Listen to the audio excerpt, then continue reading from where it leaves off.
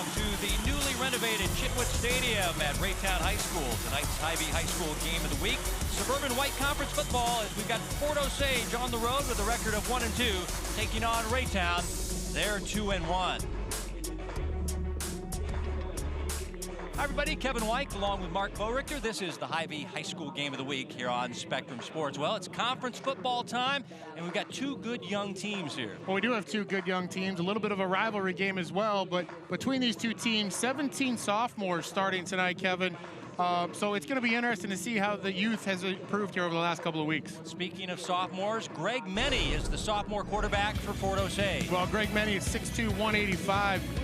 He's completing just over 65% of his passes. He's got 5 touchdowns on the year, but 4 interceptions, Kevin. That's the one area he's got to improve, but they're really excited about him as a sophomore coming in and playing well. And for Raytown, their underclassman running back, Zamari Gary does it all. Well, Zamari Gary does do it all for them. He leads the team in rushing. He leads the team in receiving. And get this, Kevin, 11.7 yards per rush, an astronomical number.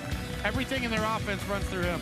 Fort Osage on the road at Raytown on their 2020 senior night. We're back with the opening kickoff. After this timeout, you're watching Spectrum Sports.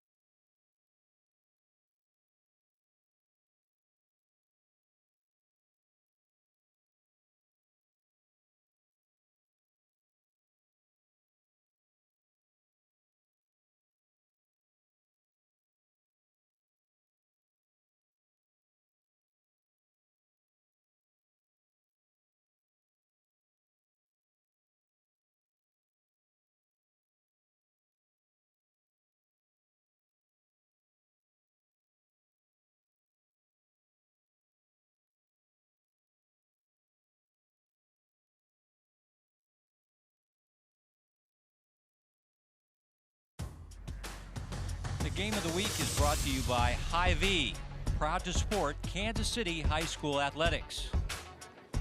Beautiful night here in Raytown.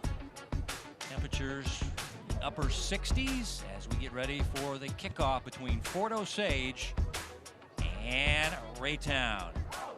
Your head coaches, Brock Bolt, in his 5th year, got 30 wins under his belt, state runners-up in 2018. His team off to a 1-2 start, but 1-0 in conference play. And also in his 5th year is the Raytown head coach, Logan Minnick. His record 24-11. And he's a native of Richmond, Missouri. His team off to a 2-1 start. They are also 1-0 in conference play. Both these teams winning last week in conference play. Raytown beating William Chrisman 48-22.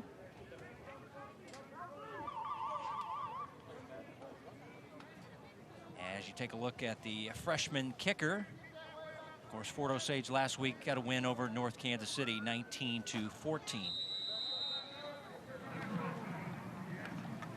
And the deep men for Raytown. This will be a squib kick fielded by an up man. And he returns it just shy of the 40-yard line, as that was Jay-Sean Butler, backup defensive back. And there you see, jogging out to play quarterback is Nate Whitebeard. Nate Whitebear is a sophomore, 6'1", 175. Decent passing numbers, can also run it, but the big thing here, Mark, is the new offense. They're running a flex bone. And this is Zamari Gary. Running across the 40 for a gain of a couple. Let's take a look at your Hy-Vee starting lineup. Big guys on the left side of the line. Sasser and Campbell are their big studs. Sasser was All-State last year. We'll see 3 running backs tonight. Gary leading the team in yardage, receiving, and rushing. He is their top skill player. 2nd down and 8. Not familiar with the flex bone. This is one of the many running backs you'll see tonight. Freddie Ursery, sophomore. And he runs for a nice gain. It'll be 3rd down and short. So take a look at the defense. A 3-4 defense. Zach Dudley in his 2nd year as the DC. Main guys, Jaquez, the will linebacker, is their leading tackler. Blake Williams also returns at free safety on the 3rd down and short. Quarterback with the 2nd effort, White Bear, able to run across midfield for a Raytown 1st down. Kevin, you talk about this offense. Now we got through the starters on both offense and defense, and Coach Logan Minnick really adapting this offense this year to his personnel. If you remember, that Joe Campbell at quarterback a year ago. Dante Manning, of course, was their do-all-everything. He went to the University of Oregon, and Devontae Key at the wide receiver position. We're just a little more explosive last year in the playmaker side of things, and adapting this offense this year into this flex bone to the personnel he's got. White Bear averages 6.6 yards per carry, so he's a good running quarterback. Quick pitch it out, and oh, nothing doing. Blake Williams blows up the Raytown running back, and a big tackle for a loss as that's Xander Samuels. And Blake Williams is a returning starter, 1st team all-conference last year. Well, he's 3rd on the team in tackles, and you're going to see it on this play right here. Just a toss sweep out to the perimeter, but he reads it and beats the block and makes the play in the backfield. Blake Williams, also an excellent baseball player. Also excellent in the classroom. High GPA student. Loss of 6. 2nd down and long for this flex bone offense. As here's Gary backing his way to near midfield, so he gets some of the yards back. It's interesting, next week Raytown will play St. Thomas Aquinas, and that's the battle of the flex bone teams, as Coach Dreiling and Aquinas known for their flex bone offense. Well, there's a lot of different variances of the flex bone offense in terms of a triple option, you know, quarterback under center. Raytown uses the pistol formation, but you can do a lot of different things out of it with the motions in the backfield. You saw right there, getting forward Osage to jump offside. Your referee tonight is Dave Meisel. Dead ball. Encroachment on the defense. 5-yard penalty. Repeat the down.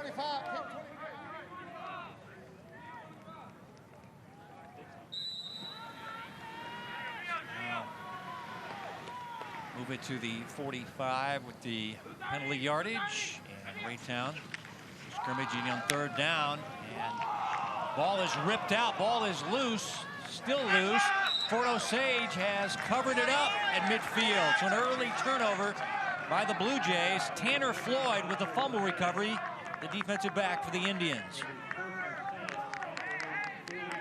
Well, nice job stripping the ball out here by the Fort Osage defense. Looked like Jacob Hasty was the guy that jarred it free, the defensive lineman, number 51. Let's take another look. They're just reading this right. Yep, it was Jacob Hasty right there, getting his hand in and pulling that out in the gang tackle right there, and then the ball's loose. And Tanner Floyd coming up with it. Now we're going to see the Fort Osage offense, which is a spread offense. Currently throwing it about 74% of the time. Many swinging it out.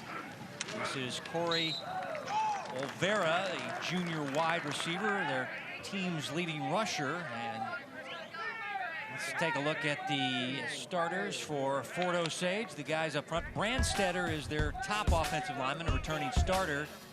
And he's one of their superstar sophomores. Olvera, as we mentioned, is their leading rusher, and Fenner is their top receiver with catches and yards. He's a sophomore, so a lot of good sophomores in this game. As many under pressure, and he is going to be sacked, and that is Derek Bikes, the will linebacker, getting his league or I should say team leading 3.5 sacks on the year. As we take a look at your Blue Jay defensive starting lineup. Donald Brown back after a 2-game miss for a leg injury. Collins and Bikes, their leading tacklers. And in the secondary, Gary was their leading tackler last week in their win against William Chrisman. Now 3rd down and 17. And Nenny going to try to run, and he's not going to get there. Tamarian Cashier from the secondary with a nice open field stop. And it's 4th down punting time for Fort Osage. Well, Fort Osage did a nice job of kicking out the defensive end. And there was a hole there, but Tamarian Cashier coming up from the secondary position. This looks like this ball is going to go somewhere, but does a nice job of forcing on the outside to take down many and force some 4th down. Punt formation for Ben Nettleton, who's also their tight end. Q Coleman, the deep man, in solo safety to take this soccer-style punt, rugby style. Just gonna let it roll, and they're not gonna be able to save it at the goal line. Tried to flip it back, but across the goal line for a touchback. So it goes for 59 yards on the distance, net of 39. And we'll see the Raytown offense back out there. This is an offense that averages 40 points per game. The last 2 games, they've scored 52 and 48 points, so they're putting up the points. Well, we mentioned before, they're averaging 11.5 yards per carry. This is Amari Gary, and Xander Samuels, the backup running backs, averaging about the same. Yeah, they're getting some big chunks as we're in a water break. Beautiful night, though. Temperatures in the upper 60s. As this is week 4 in Missouri. Raytown on their senior night playing host to Fort Osage. They'll scrimmage 1st and 10 from their own 20-yard line. These teams played twice last year in the regular season. Fort Osage won a close game, 32-28, but in a playoff game, also at Fort Osage, it was all Raytown as they won in November, 48-6. White Bear, first pass of the game, looking down the field, and a nice over-the-shoulder catch there by Noah Lang for a 1st down across midfield. That's a good adjustment on a ball that was right over his shoulder there, and just kind of craned his neck and made a nice catch here. This is a textbook adjustment by Noah Lang, and he came into this, Kevin, with 1 catch for 36 yards and a touchdown, but did a nice job of protecting himself to the sideline, giving his quarterback, Nate Whitebear, an opportunity to throw it in that window and then making the adjustment. 35 yards as White Bear will run it and finds a seam and has another Raytown 1st down as he goes for about 13 yards down near the 32-yard line. White Bear, you know, the thing I asked Coach about, I said, "What? Give me the scouting report on him." And he says, you know, he can run it, decent arm. But Kevin, he has no turnovers, knock on wood, this year. That's what's the most important thing. And this young sophomore had a nice game last week. Oh, a pounding run off the right side. As coming up and making the stop was David Hawkes, the Will linebacker. But big collision there with Ursery, the sophomore running back. They call him the Hammer here, and listen why. Well, this is exactly why they call him the Hammer when you hear this collision right here. Ursery just running through the tackle of Hawkes. He got 5, 2nd down and 5. Quarterback gonna read it on the defensive end and take it to the 25-yard line. Still gonna need a couple of yards for the 1st down. This team averages 336 yards per game on offense, 229 via the ground. So they're more of a running team, while Fort Osage gets most of their yardage via the pass. 3rd down and 3. Double wings, 1 back set with that fullback. It'll be Xander Gary with the cutback, and he's got the 1st down. Gary is a junior, and now flags fly after the whistles had blown. Well, Noah Lang and Tanner Floyd got tangled up a little bit on the perimeter down here, and that's what the flags are going to sort this out. I wouldn't be surprised if it's an offsetting penalty of unsportsmanlike or personal foul on both sides here.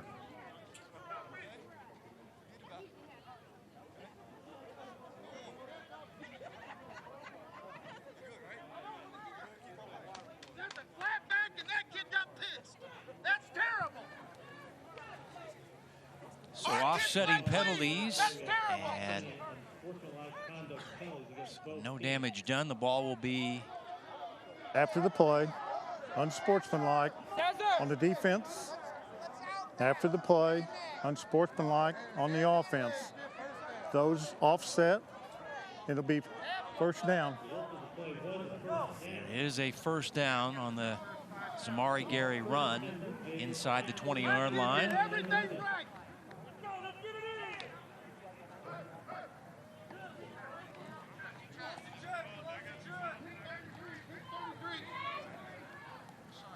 And we are back to play.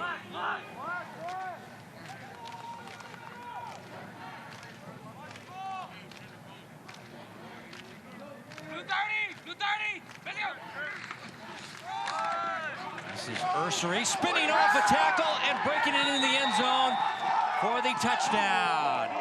Freddie Ursery, the sophomore, and it's a 19-yard touchdown run, and Raytown on their senior night striking first.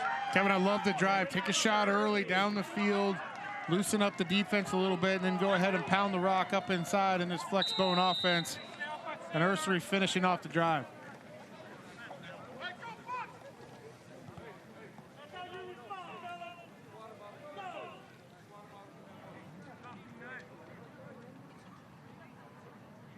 Extra point try by Jeremiah Blakely. And he splits the uprights.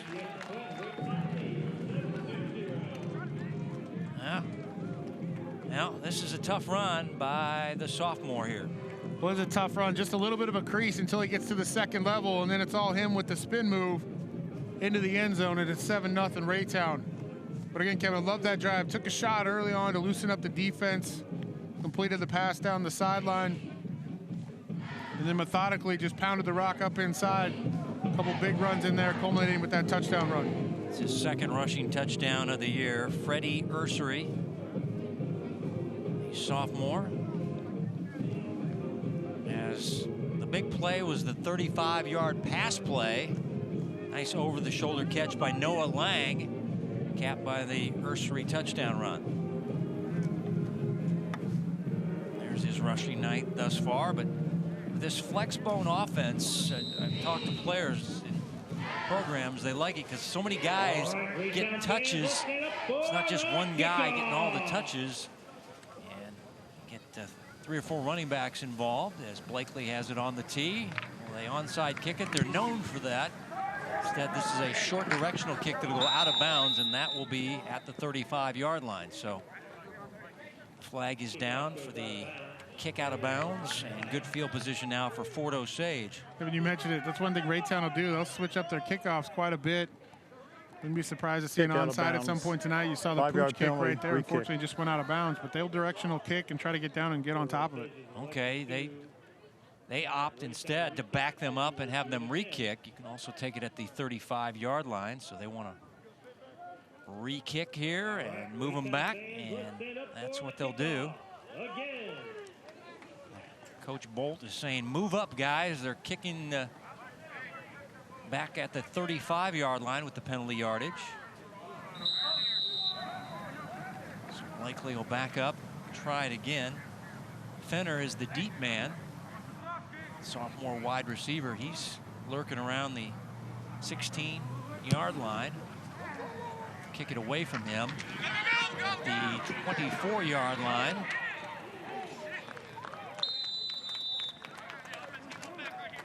That was Gavin Gilliam, the senior running back. So we'll still have pretty good field position. And we'll get our second look at Greg Menney. They say this guy has the arm talent, good leader, maybe their most improved player. I mean, when you're starting as a freshman against Park Hill, I mean, that's at quarterback. I mean, they obviously have a lot of faith in this young man. Well, I was watching him during pregame warmups today, and I really like the way the ball comes out of his hand, the way he spins it. A big kid, too, at 6'2", 185. And now he's in trouble and going down. Micah Cotton with the sack. This guy is a great story, Mark Bo-Richter. This is a guy who was a stud back in middle school, stopped playing football, got into cheerleading, and he decided to be a cheerleader. And then his senior year, he's now back playing football and sacking quarterbacks here in the suburban mid-7. He just does a nice job, continue to work inside against the center, Tyler Vogler. You saw Derek Bikes coming off the edge, really there, providing the initial pressure from his will linebacker position. And then Cotton just continuing to work on the beneficiary of the sack. If you come to Logan Minnick's weight room, you're going to get a pitch to play football when you got a body like that, 6'1", 255. And that's the second sack of the night for Raytown as they go on the ground. And Micah Cotton is everywhere, getting sacks, tackles for a loss, and screaming all the way down the road in Raytown. On the backfield, but Derek Bikes makes this play with the penetration up inside from his will linebacker position. You're going to see him mug right up in here over the center, and he really takes out two blockers, number 25, and his penetration opens it up for Cotton. Those two working well together, two consecutive plays. 3rd and 22, long pass down the field, looking for Snodgrass. It's broken up nicely. Great play by Tamarian Cashier, who had good inside position on the Fort Osage wide receiver. Nice play. Tamarian Cashier on the outside, running stride for stride with Snodgrass, and then does a nice job. Great job of going up with his hand at the highest point right there and knocking that football away and knocking it down so it doesn't tip up in the air. A really good coverage. Got the right hand on it and batted away, forcing a punt on 4th and 22.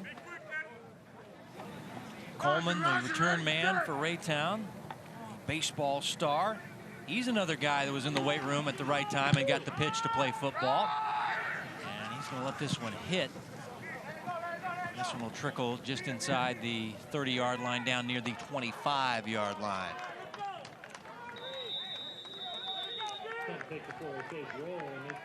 It's a 55-yard punt. White Bear and the offense back out for Raytown.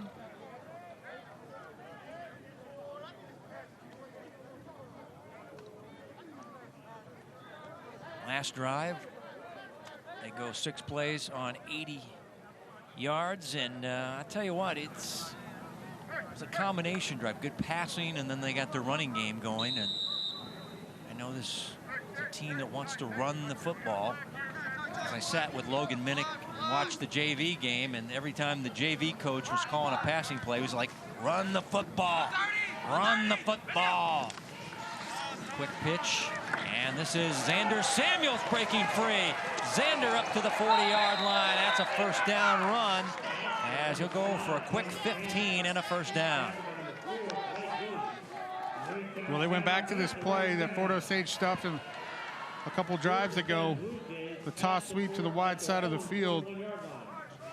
Logan Reichert, big number 76, 6'7", 370 with the kick-out block, just allows enough space for Samuels to pick up the first down. Their returning running back, Isaiah Mims, transferred to Lee Summit North, and I talked to Coach Minnick about that, and I thought he would be upset. He goes, no, we got a lot of good young running backs coming up, and our quarterback can run it too, and that's White Bear for about 9.5. So you got Samuels, Gary, and Ursery, and under each of their bios here, I got fast, fast, and fast. They're all fast. And Kevin, you also talked about this offense, and everybody gets touches. Everybody likes it, and you're seeing that here. But the variation of plays you can run on it, powers, quarterback follows, toss sweeps, you can run triple option out of it. So many different variations that you can run out of this offense. He did get a first down. This play is going to be bottled up. And that is Ursery, a guy, I think that was Martin Dickman, who was kind of clogging things up there, number 50. And, checking to see if his elbow is okay, but he's going to get credit for the tackle for a loss there. Defensive lineman. He's a sophomore. Once again, Fort Osage has 10 sophomores starting. Raytown has 17 sophomores playing in this game. There's a lot of good ones. As White Bear throwing on the rod, and the pass is dropped there as Gary couldn't hang on, and he was right at the first down stake. Coverage by Thorpe, the Sam linebacker, number 27 in red for Fort Osage. Well, this ball just hung in the air quite a bit, and Ryan Thorpe came underneath it. He almost allowed him the opportunity to come up yeah. and almost intercepted that ball. Would have been a huge play for Fort Osage. And you see the rollout here, and this ball just hangs in the air a little bit, and you see Thorpe undercut the route right there. Just about had himself an interception. This defense allowing 28 points per game, but only 3 returning starters from last year. Screen pass to Ursery. There's blockers in front of him. Spinning free. There goes Freddie again. Freddie turning on the speed. His second touchdown of the night. This time on a screen pass. It goes 49 yards. Well, one way you try to blow up a flex bone type of offense is penetration. We saw it a couple plays ago. And Martin Diekman got inside and made a play and stuffed it because you can blow up the pulling guards and everything else. Great play design right there by Raytown. Taking advantage of that penetration, setting up the screen out to the left-hand side, and then Ursery just did the rest. It's only his second reception of the year. Ursery is Blakely in for the extra point try. Cashier is your holder. This one right through there as well. So we've seen a rushing touchdown from the flex bone. Now we see a nice screen pass. And either way, that Freddie Ursery speed is coming up big tonight for the Jays. And once he gets in the open field, it's over. But watch them take advantage right here. Blockers out in front, and then the burst of speed, the spin move to get outside, and then it's all over from there with his speed. He just needs a little bit of a crease, as we've seen on his 2 touchdown runs so far. You're going to see it right here, just a small little crease, and then he hits the Jets. They don't get a wrap up on a tackle. Fort Osage doesn't in the secondary. And he's going to spin off that every single time, and then his speed just takes over. Well, last week it was Gary, the big star, as he had 3 rushing touchdowns and 3 receiving touchdowns. Looks like Freddie's the man this week, already with 2 scores, a rushing and a receiving touchdown.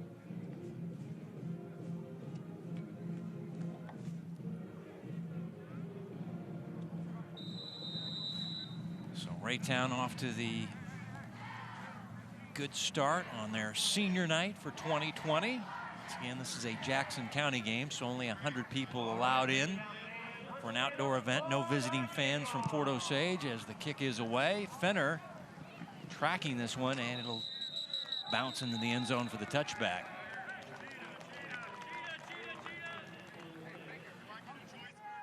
Well, they want to keep the ball away from Lorenzo Fenner on special teams. I can tell you that, Kevin, to start. Angle kicking away from him. Ball 3 times that they've kicked off here so far. Well, he's an explosive player. He's one of those super speed sophomores. As there you take a look at how everybody's spaced out here at the Chitwood Stadium, Don Spencer Field. New press box. They took a level off. They've renovated the press box. We're up on the roof with our camera personnel and our statisticians, Patrick Morrissey and Ted Boland, as the running play is thrown for a loss, as they can't seem to get the ground game going, and it's Donald Brown clogging things up. Now, he takes up a lot of space on that D line, Mark. Well, if there's one area specifically that Raytown has the edge tonight, it's up front on both sides. They definitely have a size advantage, a little bit larger up front. And so far, we're seeing that dominance, both in the running game offensively, but then here on the defensive line as well. Brown, an all-stater, back after missing the last 2 games with injury. Second down and long, swing it out. And nothing doing as this was a swing pass to a running back out of the backfield, and that is Jaden Penniman. And the junior really, as soon as he caught it and started to turn upfield, there were blue jerseys all over him. And again, really no gain on the play. It's going to be 3rd down and long. This Raytown Blue Jay defense flying around tonight as we're under a minute to go in your first quarter. 2-touchdown lead for Raytown on their home field. And now Many, this sophomore quarterback, has to make a nice pass here, and the catch is made and right at the first down stake by Ben Nettleton, and it was a terrific catch and should be enough for a first down, but Mark Bowrichter. This was a dangerous throw. This was a dangerous throw. His other receiver gets knocked out of bounds right here, and he throws this into a tight window. It was a dangerous throw, but one heck of a throw and a great catch by Nettleton on the sideline, their tight end.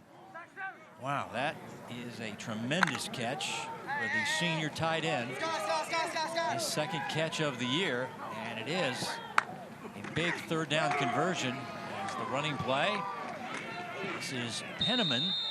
Got Jaden and Christian Penniman. And it's a nice gain of about 9 yards, and that's the final play of your first quarter. Suburban Mid-7 football on the Hy-Vee High School game of the week. Fort Osage visiting Raytown. And we're back with the second quarter action. You're watching the Hy-Vee High School game of the week.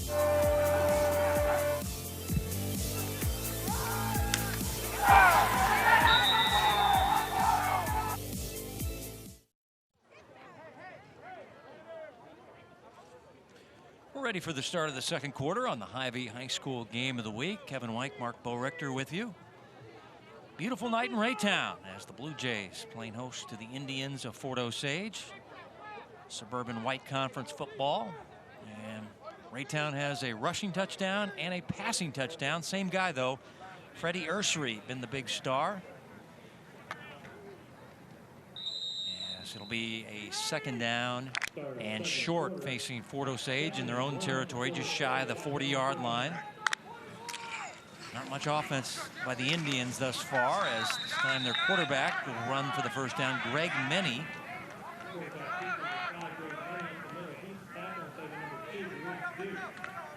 And he has 58 yards rushing on the year, but they really feel his arm talent is what he's all about. They really rave about his leadership, how much he's improved as a leader on the team. 1st and 10. Jet sweep action for Fenner. He's their big play sophomore. And Lorenzo, who played as a freshman, was 2nd team all-conference. They got to get this guy more touches, I would think. They got to get him more touches, and you're seeing it right here in a little bit of a jet sweep. It's actually a little pass because he throws it forward. But a way to get him the ball in some space here on this little jet sweep. They got to try to get the ball in his hands. Well, one of the reasons it's going to be a challenge on the outside is Davion Key is shadowing him, the corner for Raytown, all around the field. And he's their shutdown corner, as Many avoiding the rush. Now going to tuck and run, get what he can. And he'll run out of bounds near the 47-yard line. Should be a 1st down for Many and the offense, as he just avoided the initial rush and able to get the 1st down here. Whoa, that was a freight train coming free there and able to. Well, he gets out of the way of Derek Dukes coming in there. He was moving too. And he was, but the awareness of Many to find the sticks to pick up the 1st down and keep this drive alive. This is Gavin Gilliam, senior running back, 5'7", $140. Running backs are pretty small with Penniman and Gilliam. They're hard-nosed runners. Gilliam, a returning player for them. Olvera is their leading rusher coming in. Coach Bolt said we'll see about 3 or 4 running backs tonight in this game.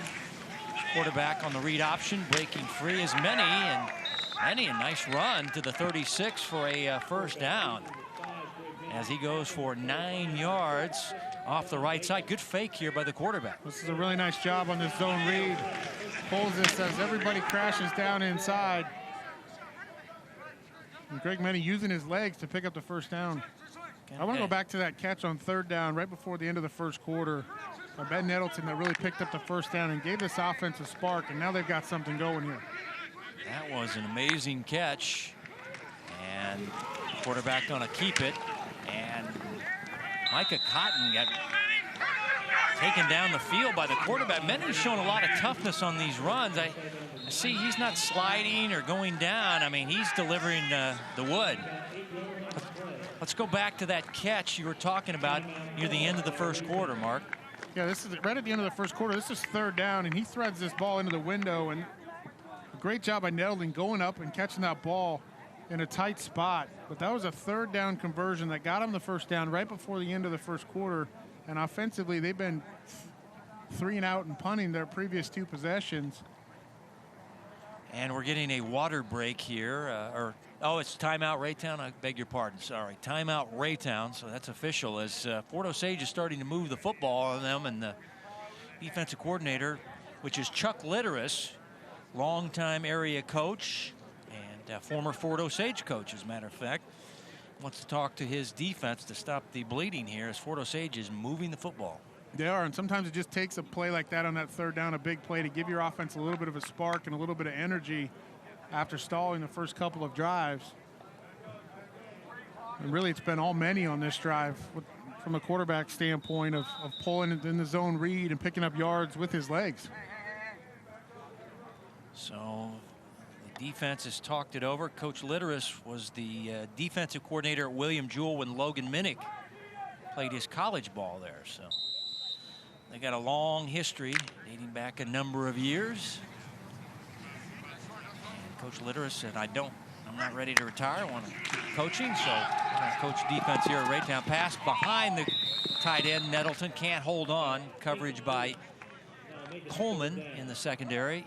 Incomplete. Well, then Greg Menny wants to have this ball back because he's got his big tight end open with leverage to the outside, and if he leads him outside right here, it's a simple pitch and catch, but the ball is just a little bit behind him and makes it 3rd and short. 3rd down and 2 for Fort Osage, their most promising drive of the night. Deepest penetration inside the 30-yard line. Fullback in motion, Demansky. And they'll give it off to Gilliam, and second effort, but he's still a little short. As again, Cotton in the backfield. Also there was Deshaun Collins, the Mike linebacker, one of their leading tacklers. And it's going to be 4th down.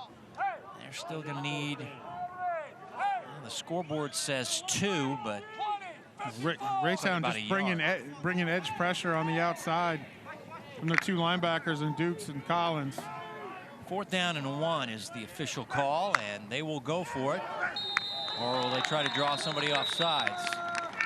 Instead, they've drawn themselves off sides, so it'll be a procedure penalty on Fort Osage. Will they still go for it, though? Javen Hall on the outside on the initial clap on the cadence, just flinched out here at the wide receiver position.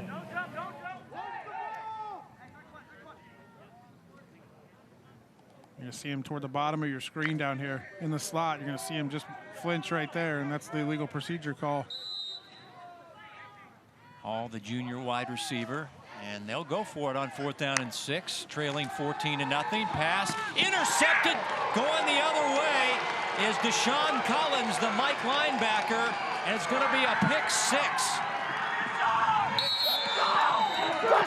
Going to go about 70 yards the other way, and a disaster for Fort Osage on 4th down and 6.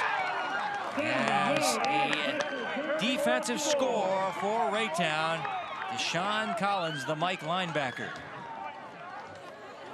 Well, Kevin, I saw this one coming a little bit because Deshaun Collins, from his outside linebacker position, is where he was lined up and really baited Greg Menny into throwing this. He sunk back inside, almost like he was going to be in a safety position, and read his eyes all the way on the quick slant and just ran right underneath it for the pick 6. Blakely, 2 for 2 on PATs. And he drills this one. And how about Collins This guy's a track hurdler, and he's got good speed, but his recognition here is the key. He sunk back inside and then broke on this football as soon as Manny went to the right. He knew there were slants coming from the outside wide receivers and just ran right underneath it and read his eyes the whole way.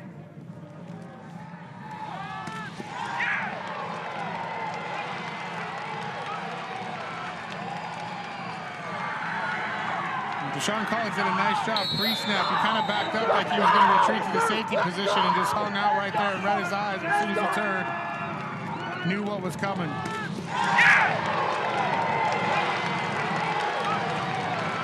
And it's to the house the other way.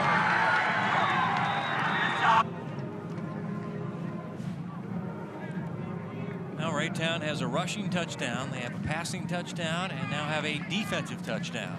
They're scoring in every possible way.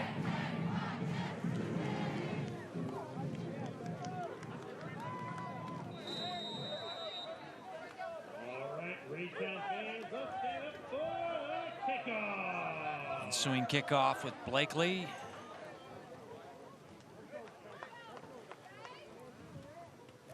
Fenner, the deep man for Fort Osage. Take a look at Collins. And another kick out of bounds. Kick goes out of bounds. And that'll be another penalty on Raytown. They're going to make him kick it again. 5-yard penalty. Re-kick. So move it back to the 35 and re-kick it. Fort Osage elects for re-kick. They want the re-kick instead of taking it at their own 35. Last time they did not get to the 35 on the return, so I'm more apt to take it at the 35 and go from there. But Fenner is an explosive player, the guy back there for Fort Osage, so they want to give him a crack. He does have a 95-yard kickoff return for a touchdown, so he is dangerous. This will not get to him. This will get to Gilliam, and Gilliam not going to get to even the 30-yard line. As great job there by Kevin Jackson, the nickel cornerback for Raytown, hustling down on special teams. Fort Osage will have it, 1st and 10. So Fort Osage will take over at the 26-yard line.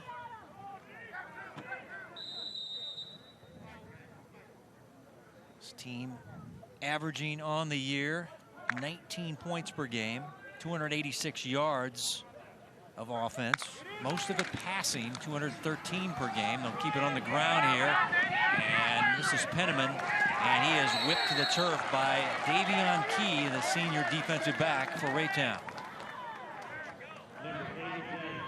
Yizza Gary kind of started this play here, cutting off the angle.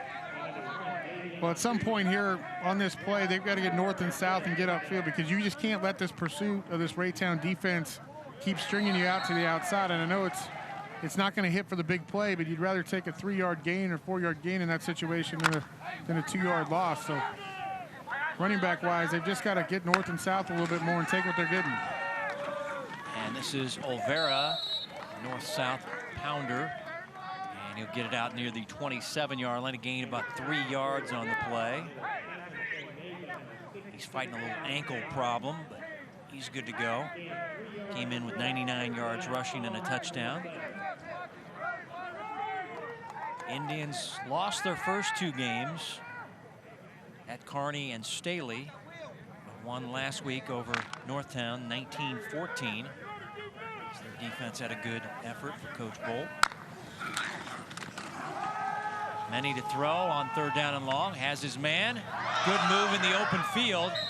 That is Javen Hall, as he cuts it back in play across the 40 for a 1st down. I like this route combination to the outside, little curl flap, but it's really more of a wheel from the outside from Javen Hall. Oof. Sucking the coverage inside and then makes the play and cuts back inside. 16 yards on a nifty cutback by Hall, who got penalized on the last drive, as Olvera much doing there is the defensive line doing a great job for Raytown. Guys up front, Dukes, Brown, Micah Cotton, Dom Johnson. Cotton running back on the field. Donald Brown will check out.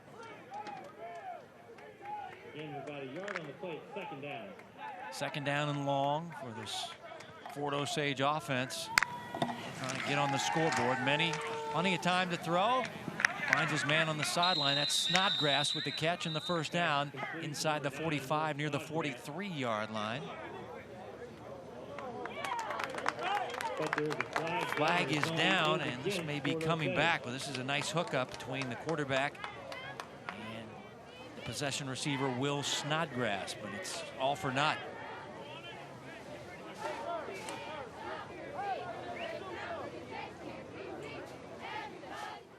On the offense, 10-yard penalty from the spot. Replay second down. Spot foul being the key term there, as that moves him way back.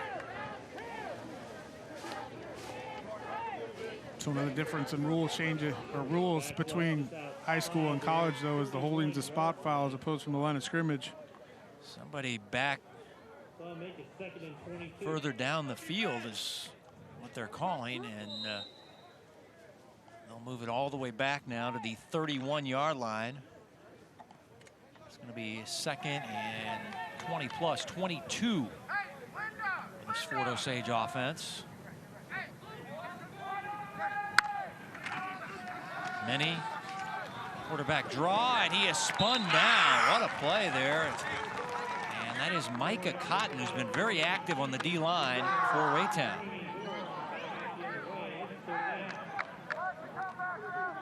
So he hasn't played football in 3 years, Kevin? Yeah, You would never know it watching him tonight. He's been a dominant force inside the defensive line. Well, he wanted to do cheerleading, so he's been doing that, and you can get a scholarship cheerleading. So hey, you can get a dual scholarship for what he's doing, playing football and going and cheering. He was doing. You go cheer during the basketball season, all the other stuff as a part of it too. Well, there's the cheerleaders there, but no, he was doing cheerleading, but he was a stud in middle school, and it's again a guy that frequents the weight room, and there's Coach Minnick in the weight room. We need to get you back out on the football field, and that's what he did, and he's making plays tonight as we get a timeout for Fort Osage here. 5.5 to go for Hy-Vee at the half. Numbers and highlights brought to you by your employee-owned Hy-Vee stores.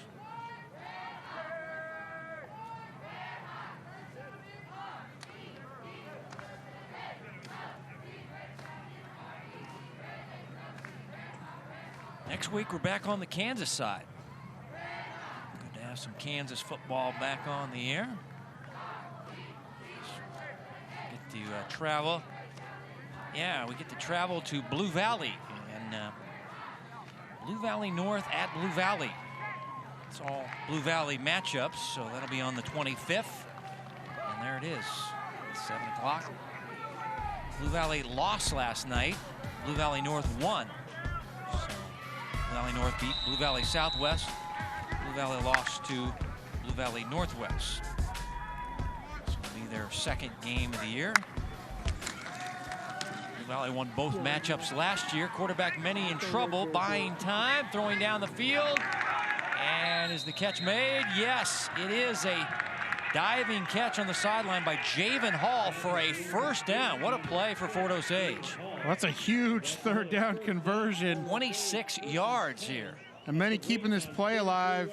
Then Javen Hall working to the sideline, keeps those feet in bounds, makes the play, and moves the change. That's a huge play for Fort Osage, being down 21-0 right now, to convert that third down here and give themselves an opportunity with just over 5 minutes to go in the first half. Olvera for a couple. Or he's wrestled down by Yizagiri, the strong safety. Well, 2 big catches on this drive by Javen Hall. He now has 7 on the year, has a touchdown. He's a junior wide receiver.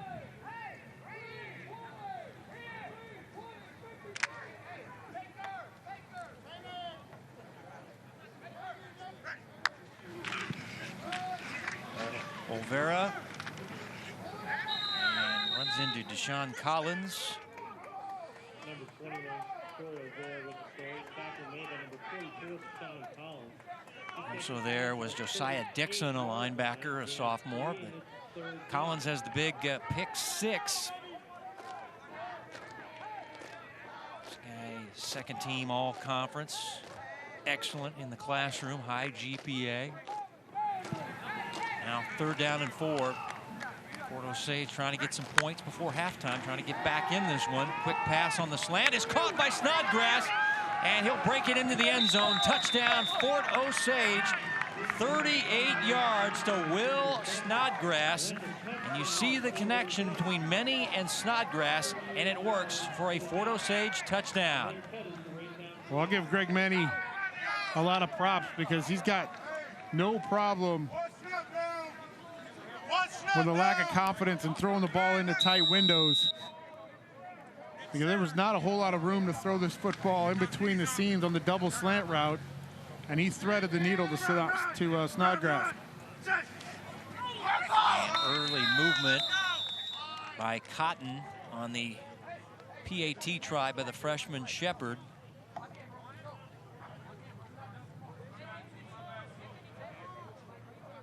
So it'll be half the distance. No, they say we don't want the penalty. We want to kick it from where we were planning to kick it. So the freshman will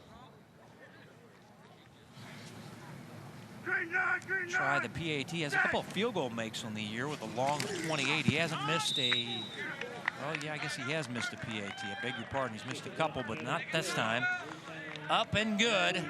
And this is the tight window you're talking about to Will Snodgrass. Well, it is. It's a double slant, triple slant really on the outside. And Davion Key kind of got flat-footed a little bit, thinking that this ball may have been going to the inside receiver on the slant. And Snodgrass continued on his route, split the seam, and Fort Osage is in business here. But that big 3rd and 26 catch by Javen Hall kept this drive alive and allowed for that opportunity right there to happen. That's an important drive for Fort Osage to get back in this football game and make it 21-7 here.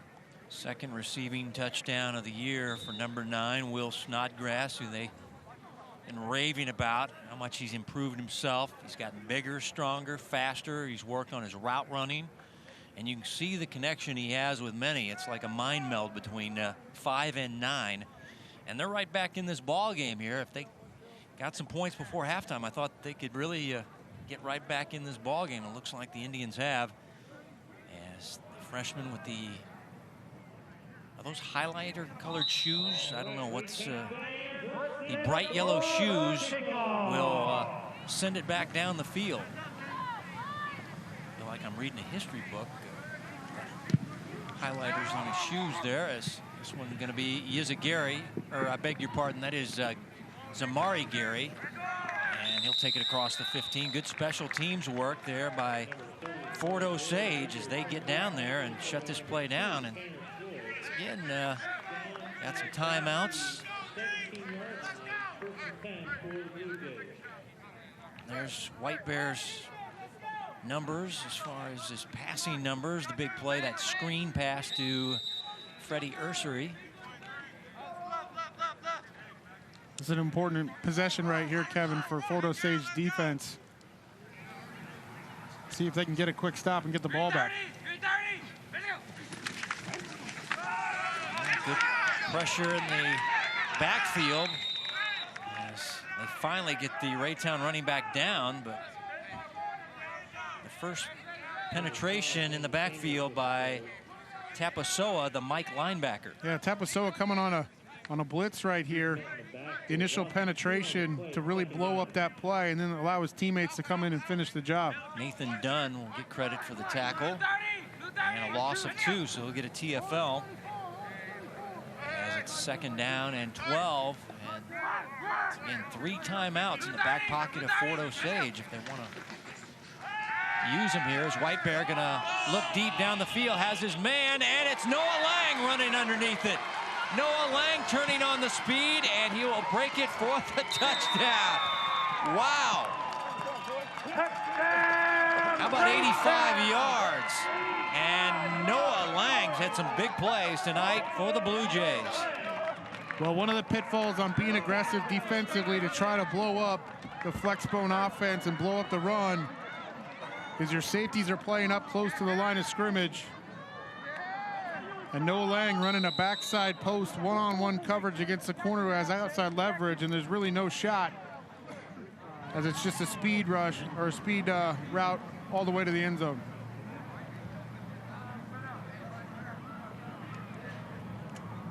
Blakely in for an extra point try.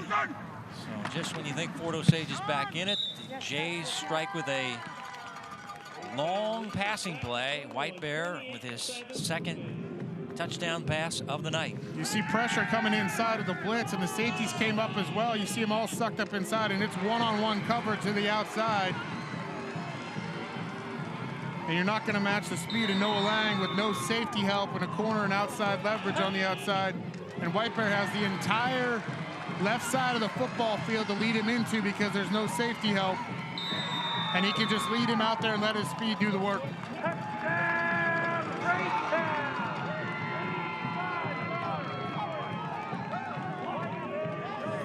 Noah Lang also plays on the basketball team. We saw Cody Buford prior to the game, the basketball coach here at Raytown.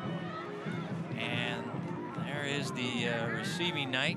2 catches, 120 yards, and a touchdown. They say number 9 is our deep threat. Well, he was catching the deep ball. That was a great throw by White Bear as well. They put it right on his hands. He didn't have to break stride at all. It's not a bad night so far. 2 catches, 120 yards, and a touch. Fenner, the deep man for Fort Osage. So they still have a lot of time left in the second quarter, and they have their timeouts. So it's hard to get off the mat after you give up a long 85-yard touchdown run, or touchdown pass. So we get a return by Fenner. This guy has one already of 95, and he is fighting his way across the 40-yard line. Nice return and good field position now at the 43. Raytown's been kicking away from him all night long, and I love the little cat and mouse game because Fenner was actually lined up in his normal deep spot, and as soon as Coach Minnick gave the signal for whatever kick they were going to do, he swapped with the other returner, so he was in a position to receive this kick, and you saw the results, taking this ball out to the 43-yard line.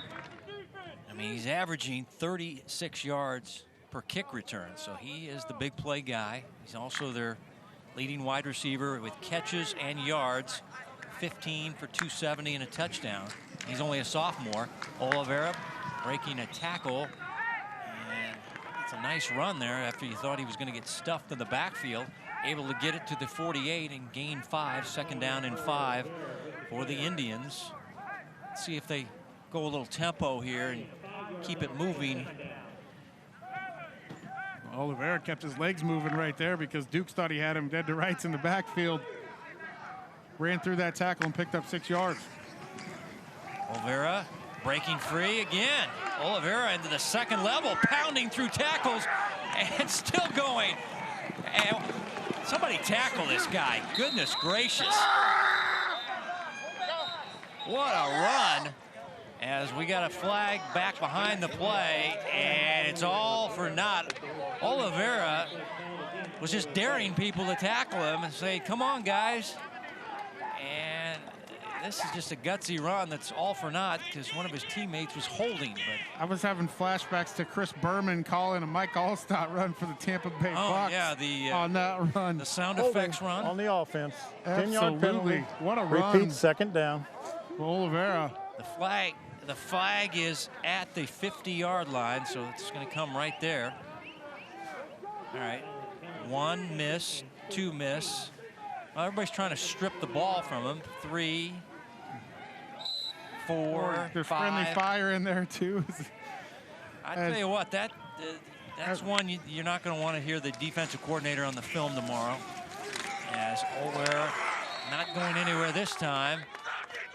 As Micah Cotton, when he yells, we can hear him all the way up here at the top of the press box. He's got a good yell on a good defensive play. Well, he's a darn good play. I've been really impressed here in the first half with his ability inside to shed blockers and be a disruptive force. Well, I mean, he should be pretty boisterous. He's a former cheerleader, so. 3rd down and 11 for the Indians. Manny the pass, finds his fullback, Domansky, and a nice play there in the open field there, as making the stop is Kellen Jackson. Saw Kevin Jackson and Kellen Jackson, they're twins. And we're going to get a timeout for Fort Osage, as they're going to be facing a 4th down and about 7-8 yards. And looks like they want to go for it here. Just a little. I don't mind this call right here. Yeah. Call a timeout and figure out what you want to do. You got a timeout left. Remember, they're going to get the ball back to start the second half because they won the toss and deferred. The analytics people say coaches on every level don't go for it enough on 4th down. So this will be a 4th down and 7. This comes not across midfield. Comes down how much confidence do you have in your punt team. You know, is Raytown going to rush it here? They're going to play it safe at the end of the first half. It looks like they're going to come out in punt formation.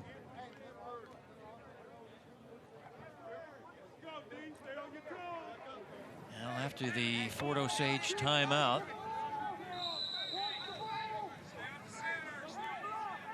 Okay. Fort Osage still has 1 timeout left, but they're in punt formation. So Nettleton in punt formation. It's the punt safe team out for Raytown. They don't believe they're going to punt it, and they do as they pressure this. And Coleman going to let this hit. And it's going to trickle down to the 1-yard line. Nice special teams work by Fort Osage. As it's just great coverage there by David Jaquez, their leading tackler and linebacker.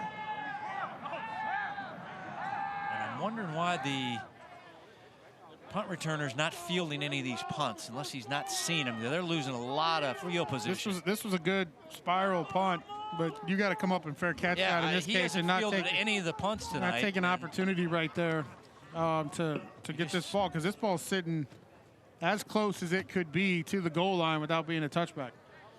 The special teams coach usually is pretty boisterous when you're not fielding punts. Now you got to avoid a safety if you're the Raytown offenses. They get everybody bunched up and trying to just push it out of here and snap it back. And that is,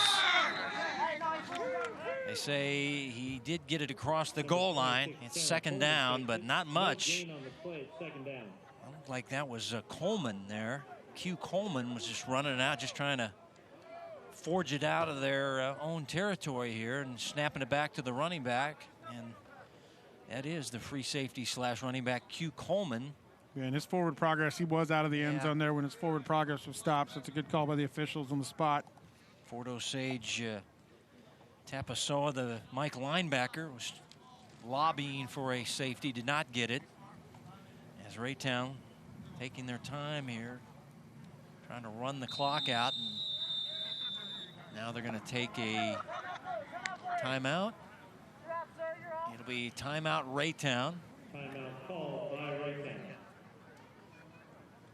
So Coach Minnick will again try to not get fancy.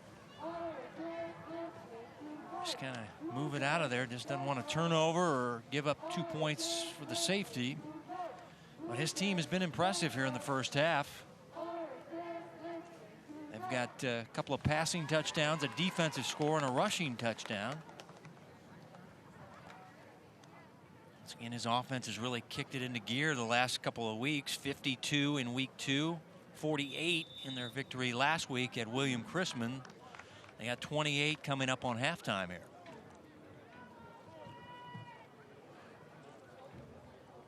Well, this is going to be an interesting strategy here. It's 2nd down, right? And yes. So 2nd down, you're right there inside the 1-yard line. they really can run this clock out. Fort Osage only has 1 timeout remaining. So this just one more snap. And they'll snap it back, and this is Coleman again, and again he's able to. The ball is out. The ball came out, and it's a touchdown for Osage. I thought the whistle had blown. Instead, Coleman coughs it up, and Fort Osage will get a defensive score.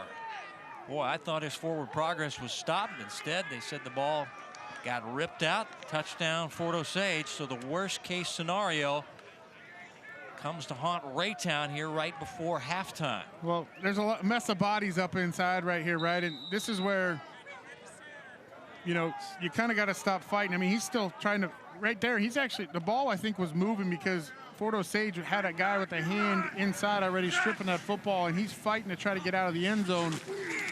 You got to have really good ball security right there, and just really, if you got to just get down and go low for some forward progress. And this is the worst case scenario, Kevin, as you mentioned, for Raytown. You're going to see him right here. Okay, I thought he would stop right here. But the ball's already on its way out. The ball's already on its way out, I think, at that point. And the official on the far side threw his beanbag really early in the mess there.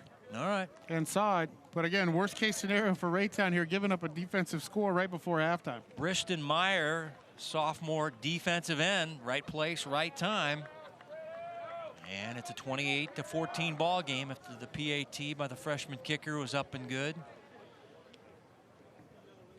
What I don't understand is Coleman is not one of their normal running backs. He's a safety and hasn't played football. He's a baseball guy that's trying to run the ball out of there, and maybe his inexperience hurt him there. I don't know. I looked in the backfield and I went, that's none of their running backs in the ball game. That's all their secondary guys. So that was a little strange. And there's Meyer, who got the defensive score, number 66, the sophomore. All right, Raytown fans, let's stand up for the kickoff.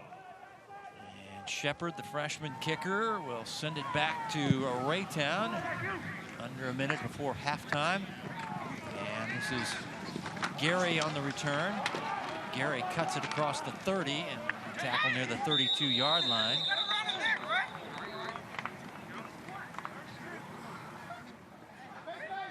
Number 30 is Amari Gary with return. Tackle made by number 27, Ryan Ford. Raytown had its first attempt at their own 32-yard line. So the offense, the regular offense coming out, White Bear. And the offense.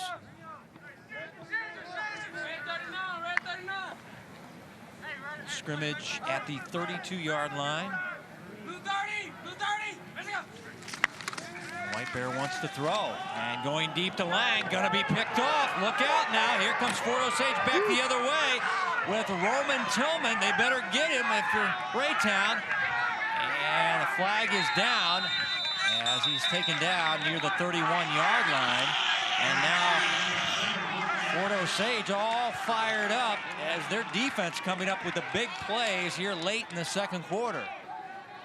That's the strong safety, Roman Tillman, playing center field, got the pick, but the flag. Is it an illegal tackle or a face mask here, Mark? Well, this is going to be interesting to see because there was a couple guys peeling back on blocks, right? That could be a blindside block, but nobody really got a flush block on the blind side, so it could be a face mask penalty here on the tackle because that's where the ball was, or the flag was thrown. Face mask. Face mask on a Fort Osage. Had a hold of the defender's face mask and was twisting it. 15-yard penalty. It'll be Fort Osage's ball from that spot. So it was Tillman with the stiff arm and the face mask grab, I guess. Yeah, this is an interesting call to me because I thought, quite frankly, Raytown should just kneel on this football and go into halftime based on everything that happened. I understand they're trying to be aggressive. But you're seeing right there on the stiff arm. Yeah, that's a good call by the officials, and he holds on to it, too. It's not just the initial stiff arm. So it backs Fort Osage up 15 yards here, but they still got one play, and they have a timeout remaining yet, although there's only 4 seconds on the clock. So, but it's an opportunity for them here on offense that they wouldn't have had. Tillman all fired up, returning sophomore starter. And now 4 seconds. And whistles on the snap of the ball. Fort Osage is going to take their last time out here and just talk about this to make sure everybody's on the same page of what they want to do.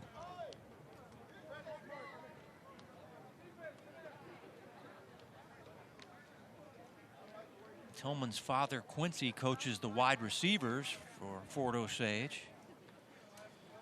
But the no more turnovers for my quarterback, that scenario is off the board for White Bear now. It is, and this is what I would do here, Kevin, in this situation. You got the ball on the 49-yard line. I know you want to take a shot at possibly a Hail Mary here, right? But I'd be talking to your sophomore quarterback and saying, okay, let's see what the personnel is for Raytown, because chances are that now that this timeout has been taken, they're going to put some defensive backs way back here. And you don't want to throw some sort of interception and get a wild jailbreak here to end. You've got all the momentum if you're Fort Osage here going into halftime, and you're getting the football back to start. You got yourself back in this game with a score and a defensive score. You want to be extremely smart here. Well, they're going to put Fenner, their big play wide receiver, at the top. And 3 wide receivers. There's Fenner, their big play wide receiver, and then 3 receivers to the right side. They're going to go underneath to Fenner. Fenner turning on the speed, getting blocks down the field, still alive. Watch out. And now cutting back the other way. Can he get there?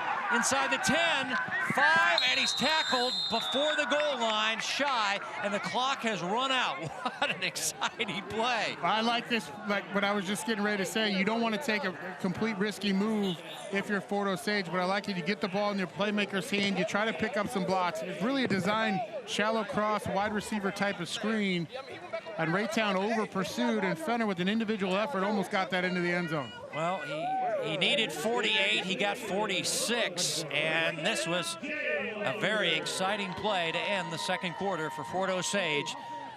Lorenzo Fenner.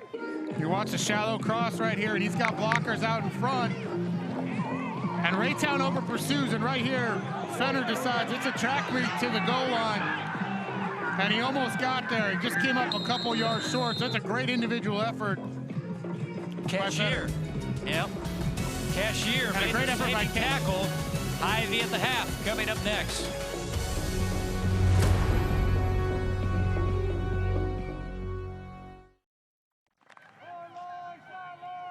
Ivy High School Game of the Week here on Spectrum Sports. And at halftime, 28-14, Blue Jays leading the Indians. Time now for the Hy-Vee first half numbers. Well, it was all Raytown early on. You know, early in the first quarter was dominated by Raytown, running the football, throwing the football, a couple big plays. Really, it's been a game of big plays so far. The turnovers are really what's been the difference a little bit in this game to allow Fort Osage to get back into it. In the time of possession, Fort Osage had that one methodical drive right there at the end of the first quarter, into the second quarter. Has really been dominated by them. And a few of the penalties, of course, have been big against Fort Osage. The long run, Oliveira got called back because of a holding penalty. That's really been the killer for them. So if you're Fort Osage, you got to feel confident going into halftime with all the momentum. You fought your way back in this game. You're getting the football back to start the second half. And if you're Raytown, you just got to go back to what was working for you in the first quarter. And that was their defense. Their defense got a big first half from that guy, Micah Cotton, and big plays. Well, they got a lot of big plays, and it was pressure on the outside from Bikes, doing a lot inside as well, and allowing Cotton to make some plays on the interior, just shedding blockers, and he's been fired up all night long, wreaking havoc in the run game and in the passing game. Good coverage on the outside initially in this game as well, but they've been flying around to the football on defense, and part of the reason the time of possession hasn't been great for Raytown either in this game is because they've hit big plays on offense and then the pick six as well. But really defensively, it's been Micah Cotton inside at the defensive nose tackle position for Raytown that's been wreaking a lot of havoc. Wouldn't you think that Fort Osage kind of grabbed a little momentum there late in the second quarter, and they've made some adjustments, and they're right back in this ballgame. They'll start with the football in the third quarter. Oh, they're right back in this football game, and as I mentioned, they're getting the ball back to start the second half here. So, you know, a lot of momentum for Fort Osage. You got to feel good. You fought your way back into this, clawed your way back into it. Now you've got to come out on this first drive you're going to get here and do something with it, because you can make it a one-score game real quick. Next week on the Kansas side, and it's Blue Valley North and Blue Valley. Ball game at Blue Valley High School Friday the 25th. Last year, Blue Valley able to win both matchups. Blue Valley 0-1 after a loss last night, and Blue Valley North, they are 1-0. They beat Blue Valley Southwest in their initial game of 2020.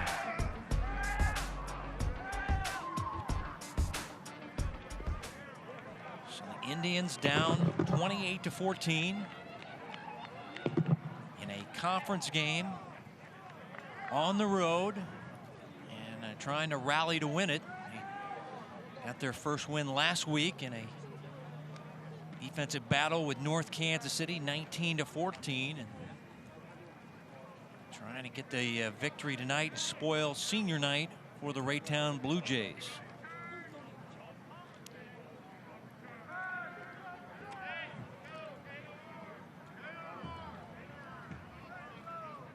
It's going to be interesting to see what Raytown does with this opening kickoff here, too. They've been trying to kick it away from Fenner all night. In their last kickoff, Fenner switched positions at the last second with the other returner to get the ball in his hands. Fenner is a very dangerous kickoff returner, and maybe I've seen guys move around. I've seen guys hide behind other players so the kicker can't see. You know, they're stacking returners back there. Yeah. Coach yells at you as you're running out the kick. Don't kick it to number 1, and then you look out there. Where's number 1 at? I can't find him. So you just kick it to a spot, and then one ends up getting it. And this guy, is, we've seen, is a very dangerous player in the open field. As Blakely will kick it away. And we are ready for the start of the third quarter.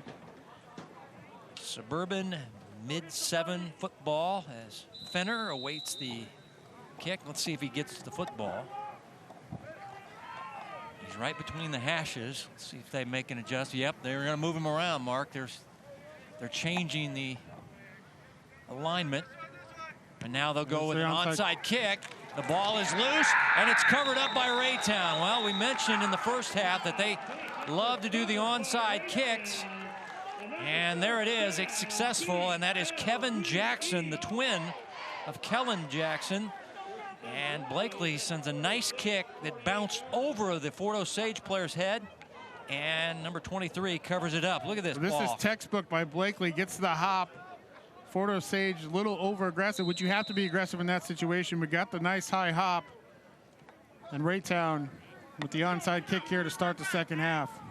Well, that had to be on the scouting report. Fort Osage looked like they were ready. Just got a nice bounce, and White Bear and the Raytown offense will run it. This is Ursery inside the 45 to the 44-yard line, a gain of 4. Freddie has a rushing and receiving touchdown in the game. He's been one of the big offensive stars tonight for Raytown. Gain of 5 yards on the play, second down. Fort Osage is continuing defensively here in the second half to bring up linebackers in some run blitz situations to try to blow up the pulling guards and pulling offensive linemen inside this flex blown offense. Pop pass to Noah Lang. You know he's got speed. Breaks a tackle inside the 30. Finally wheeled out of bounds, but not after picking up the first down. Blake Williams, the safety, made the stop, but Noah can get him moving. He's had some big plays receiving it. This time a little pop pass to him. Little pop pass inside, basically runs just like a jet sweep. A little change of pace in this offense with the flex bone. Sometimes it can be a little methodical, just running the football with your lead and power, but change of pace on the little pop pass jet sweep. Yep, 18 yards. Quarterback keeping it on the read, and Jaquez wheels him down. David Jaquez is the will linebacker, and they say he's a freak in the weight room. Pound for pound, one of their stronger players on the team. And he's big about the tradition at linebacker for Fort Osage. He wants to keep it alive. They've had some great ones play at Fort Osage, and he's another in the line there. Honorable mention, all conference last year, David Jaquez. The J is an H sound. And here's White Bear for a short gain off the right side.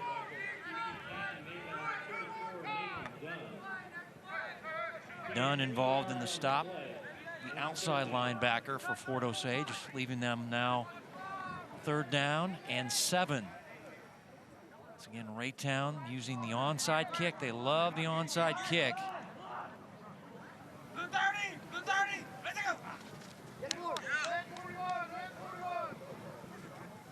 Trying to get the wingback motion to kind of draw the defense on. They flinched a little, but they didn't encroach. Pass in the flat, caught by Gary. Still on his feet, and finally ripped down there. A nice tackle there by Tapasoa, the Mike linebacker, or Gary might have gotten the first down on that little screen pass. Gary, some nice moves out in the flat out here to shake a couple defenders before Tapasoa was able to bring him down. But we're in 4-down territory, only really a 2-yard gain on the play. It's 4th down, and they still need 5 yards as everybody looks to their wristband for the play call.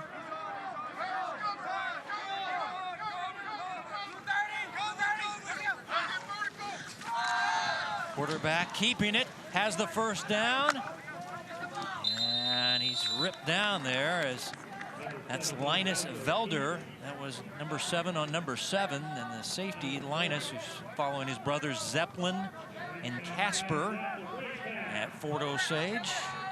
But nice read by the quarterback and able to get the first down on 4th down and 5. Really nice read by White Bear right here up inside. Fort Osage really thought that ball was going to the perimeter. He pulled it at the right time and able to pick up the first down and keep the chains moving for Raytown. Again, that pop pass, and able to turn the corner as a hard hit inside the 10-yard line as Gary, hey, what, he runs hard here, and so listen in here. Tillman, the safety man, the big hit. It's been a physical game all night long. We've had a lot of loud hits. That's what you'd expect with these two conference rivals going at it. On that 2nd down, this is Gary up the middle and running hard and fighting near the goal line. He'll be just a little bit short, but that was a tough run by Gary. It didn't look like he had much running room there. He just kind of forced his way all the way down to the goal line. Not much room in there, and Fort Osage has struggled tonight, and we've seen it actually on both sides of the ball defensively with tackling and bringing ball carriers down. But Gary doing a nice job up inside, keeping the leg drive going just a little bit short of the goal line. 1st and goal from the 1-yard line.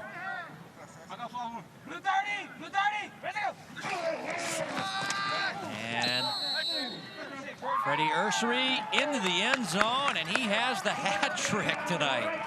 2 rushing touchdowns and a receiving touchdown. So we mentioned that Zamari Gary was the big star last week in their win over William Chrisman, but it's been Ursery who's found the end zone 3 times tonight for the Blue Jays.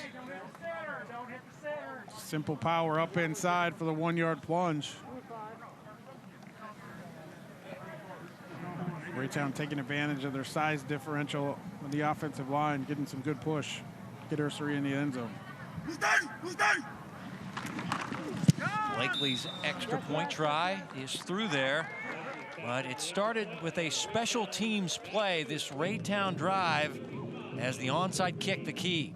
Well, the onside kick was the key. You saw the perfect bounce right there, and then Raytown taking full advantage of it. A couple 3rd down conversions and there, a 4th down conversion to keep this drive alive, and then just an easy 1-yard plunge for Ursery to cap off the drive to make it 35-14.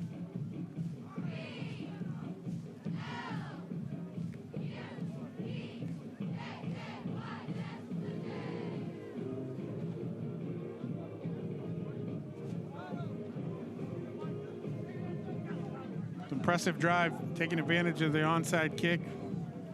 9 plays, 48 yards, 4 minutes off the clock. Getting the 4th down conversion inside in the 4-down territory, kept that drive alive for Raytown. Now if you're Fort Osage, you have to answer, Kevin, in this situation, because you don't want to be playing catch up the rest of the game. I know you were down 2 scores coming into the second half here, but had all the momentum on the side. You need a little bit of a spark, maybe exciting play here from that guy. Well, it seems Lorenzo like Fenner. every time you start shoveling some dirt on Fort Osage, they come fighting back in this game. So, yeah, I wouldn't count them out.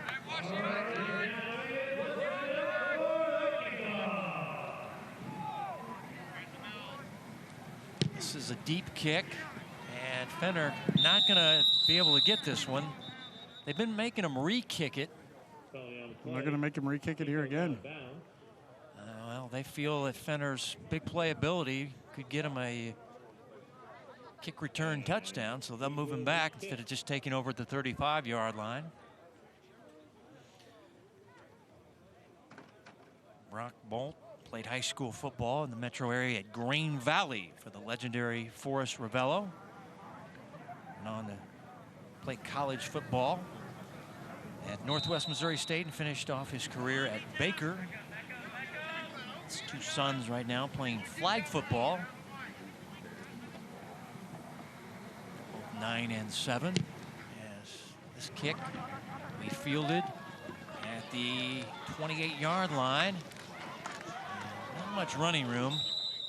Be a 7-yard return, and that's where Fort Osage will get it. Return for Fort Osage by Million Woods, a sophomore defensive back. Only goes a $138. He is not the biggest guy out there, but showed some toughness there on a nice return. And now many in the offense back out for Fort Osage. Should we see a lot of passing here? Well, pretty much you're down 21 points. Well, I don't think you want to be completely one-dimensional yet. You're still early here in the 3rd quarter. Come in with what your game plan was and see what you can do. Olvera will run for yardage out near the 39-yard line, gain of about 4. You know, Kevin, you mentioned Oliveira came into this game a little banged up. We didn't see him much early in the 1st quarter. We saw a couple carries, and then the 2nd quarter, they got him some more action. We saw the long run. Of course, they got called back because of the holding penalty, but he's a bruiser up inside, and he's been able to break tackles tonight. 2nd down and 6. Little pop pass. Fenner going to reverse field. Going to reverse it again. And back to the line of scrimmage is the best he can do. You love to see this guy in space, but there was just too many blue jerseys surrounding him that time. It's Deshaun Collins led the way, the Mike linebacker.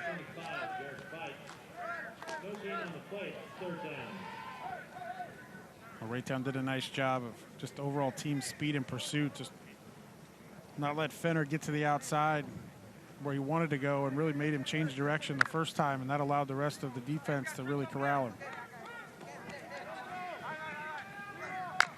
3rd down and 6.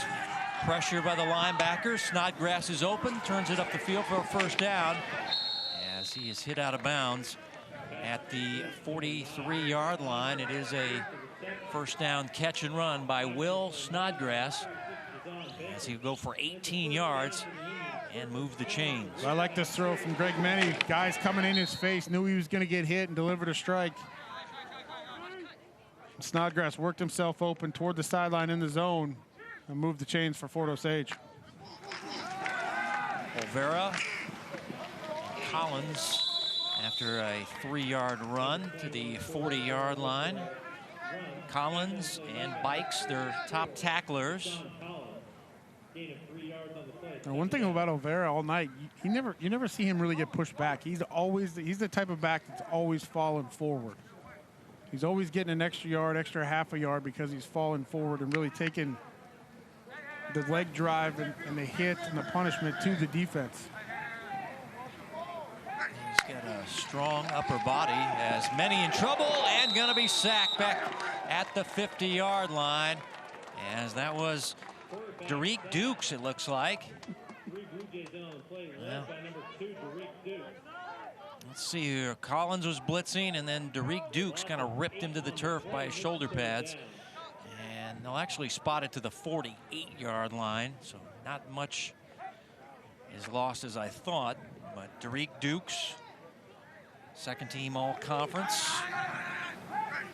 Defensive end, now third down and long for many. Buying time, setting up, flag is down, looking down the field, and the pass is incomplete to Snodgrass. We're going to have a hold, bring this one back anyway. Yeah, it is a holding penalty coming up on Fort Osage. Now bring up 4th down for the Indians. Well, Fort Osage may need to change up their snap count a little bit. And you see right here at the end, that's where the hold was. On the offense, the penalty is declined. Be 4th down. So 4th down and 15, they don't want the penalty, they want the ball, so they'll force a punt. As Nettleton and the punt team coming out for Fort Osage.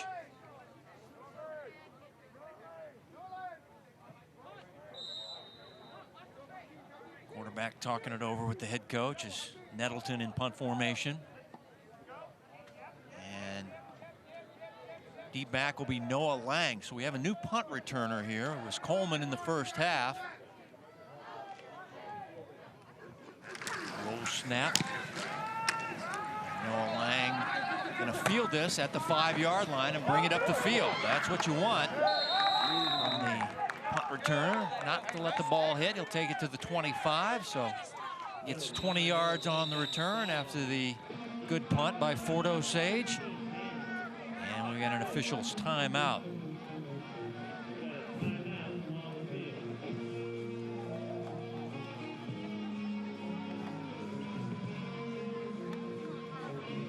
This looks like the second half water break. As we're standing up here in coats, trying to stay warm on top of the building and getting our water breaks in. Hey, you can always hydrate. That's what they always tell me. Limited crowd tonight, 100 allowed here in Jackson County at an outdoor gathering, so not too many people get to watch senior night for Raytown 2020, and no visiting fans for Fort Osage. Their bleachers, well, there's one person up there. That's a sad sight right there. Well, it's just sad for the game. Not sad for that young lady there.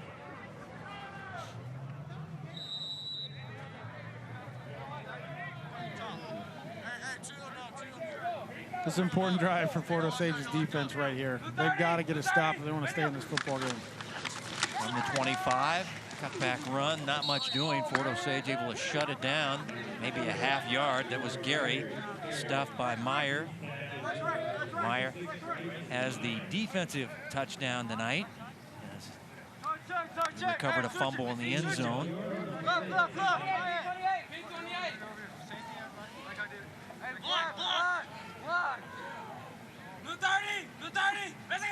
Second down and 9.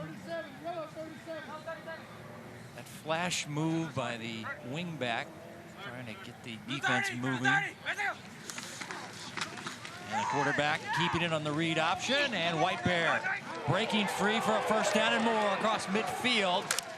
And trying to get him on the ground, but he's able to get 10 more yards after they actually had hands on him as he takes it to the 41, Fort Osage. What a run by Nate Whitebear, the quarterback for Raytown. Well, nice 3 yards here. Just a great read to pull this weight up inside, and then a lot of missed tackles down the field. We've seen it on both sides tonight. Allows him to get another 6-7 yards by keeping his legs moving and his great balance. And the tackling was poor on that play. There was jersey grabbing. There was trying to knock the guy down with a hard hit. Nobody's wrapping up. Here's Ursery. Jaquez, yeah, he'll use some good form there as the linebacker makes the stop. Good night tonight, David Jaquez.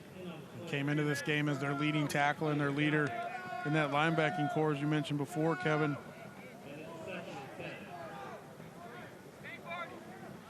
No gain on that last play, so it'll be 2nd down and 10 for the Blue Jays.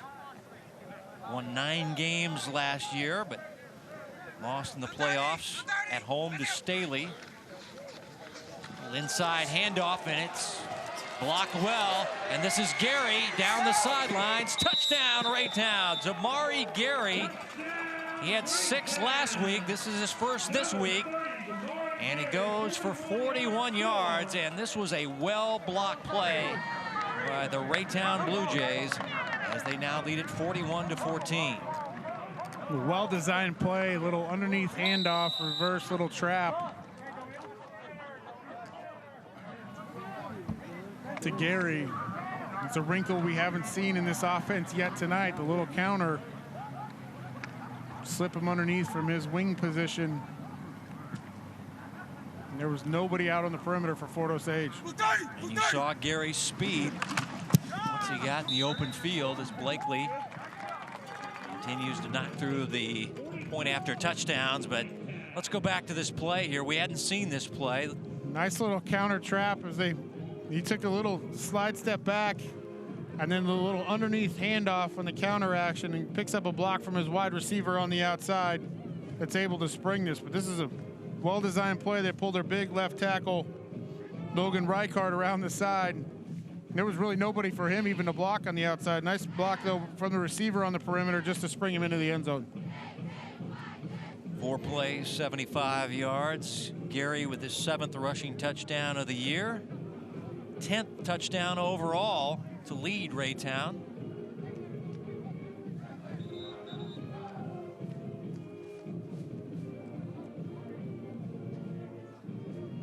There's the rushing night for Gary. He's their leading rusher and leading receiver coming into play tonight. Well, they've got 42 on the board, still a lot of time in this game. They scored 48 last week, 52 the week before that. So this flexbone offense is putting up some points the last few weeks as Raytown trying to win their 3rd in a row after losing their opening game versus North Kansas City 24-21. Blakely sending this down. They're going to challenge Fenner from the 11-yard line. And Fenner breaking across the 35, across the 45, across midfield. Yeah, that's what you get. You play with fire, you might get burned. And Fenner with a nice return. Yes, told you, this guy's averaging over 36 yards per return. He has a 95-yard touchdown return. This is a nice return. Well, it's a really nice return, and then there's a lot of missed tackles in here too, Kevin. But he's elusive in tight spaces. He's able to just move his legs here or there to get away from the guys, you know, angling at his knees and ankles to try to tackle, but just did a nice job of on that return as well. I still don't kick it to him, but that's me. I know it's 42-14. I can guarantee you if Raytown gets another chance to kick off tonight, they're not kicking. Okay, all right. There you can mark that one down, folks. Olvera off the right side. No nonsense running back. Tripped up on the play by Yizagari as he's taken down just shy of the 40-yard line. Gain about 4 yards on the play. I love watching Isaac Yizagari play. He's only 5'7", 175 pounds, but he's all over the field as a safety. Plays a lot in their free safety type position as well, but he's not afraid to stick his nose in anywhere. He's a really aggressive player. Enjoyed watching him last year when we had Raytown on against North Kansas City. I'm enjoying watching him play again tonight. Say he is their pound-for-pound strongest player on their team. Won powerlifting titles at Kearney and Liberty North where they hold those events. And here's Menny, the quarterback, running. And Jay-Sean Baker, the outside linebacker, holding on, bringing him down, but not after he acquired a first down for Fort Osage inside the 35-yard line.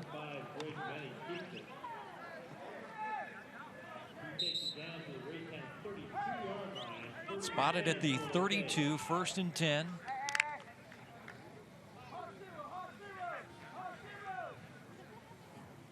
Indians trying to be more balanced. They don't want to be an all-passing team. And you hear coaches always say, we want to be balanced. And, Coach, you know, he said we want to pass it about 55% of the time, run it 45% of the time. But then when you go to the stat sheet, it says they pass it 74% of the time. So you don't know what to believe. But, you know, the coaches, I think they've been pretty balanced tonight. A lot of it depends on how the game is going, of course, Right. as well, and what's working and what the defense is giving you or what you're able to take advantage of. Many pulls it out and is caught in the backfield. Deshaun Collins had the penetration and the tackle for a loss. He has that big pick 6 in the first half as well. And he's the Mike linebacker and one of their big defensive leaders. But one of the successes that Fort Osage has had tonight has been the quarterback keep on the read for many in the running game as well, but nowhere to go toward the outside as Collins was all over him. Clock winding down on your third quarter. Raytown up big on their senior night 2020. Many avoiding pressure, showing some good feet, and finally runs into Jayshon Baker, the outside linebacker, and he'll take him down at the 30-yard line. It's still going to be about 4th and 7 or 8 yards.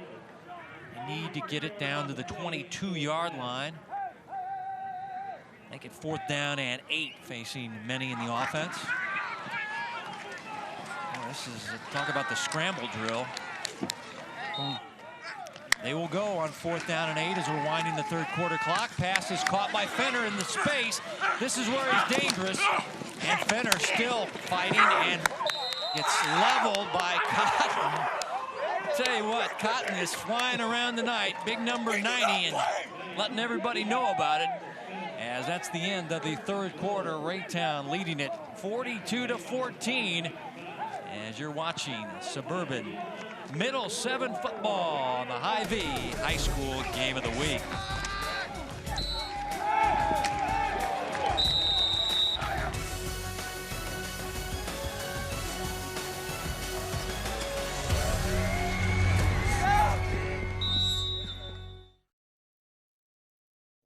Hy-Vee scoring by quarters as the trainer attending to Lorenzo Fenner's.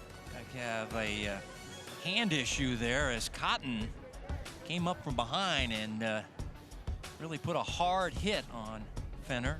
Well, Fenner ducked 2 or 3 defenders, and Micah Cotton, about 40 yards down the field from his defensive tackle position, basically said he's not going any further at this point. Tremendous hustle by number 90. He's had just a fantastic game tonight. He's been all over the field. He's definitely exciting to watch as here we go with the fourth quarter, and it'll start with a sack as Many is taken down behind the line of scrimmage, and this guy been effective all night. Micah Cotton, senior defensive lineman on senior night. Well, that looked like a busted play by Fort Osage right there. It looked like Many was expecting some other sort of action in the backfield. But here's that play from Cotton coming all the way down the field about 40 yards as you see Fenner ducking a few guys, and right there coming to finish the job. Boy, that is a big guy. 6'1", 255 flying down the field. Many on that second down and long, buying time, and sacked again. Blue Jays are in a feeding frenzy right now, and this guy is leading the way.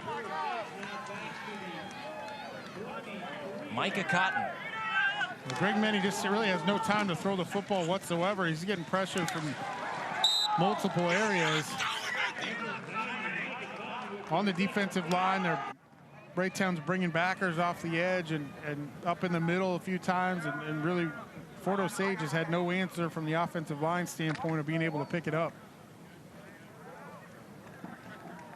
And he's got multiple sacks tonight. Big game for Micah Cotton. On third down and a country mile, Many buying time, floating it towards Snodgrass in the end zone, incomplete. Coverage was very good there for Raytown, as that was Cashier, who had actually better position on the ball. And now fourth down and 21 facing Fort Osage, down 42-14 early fourth quarter.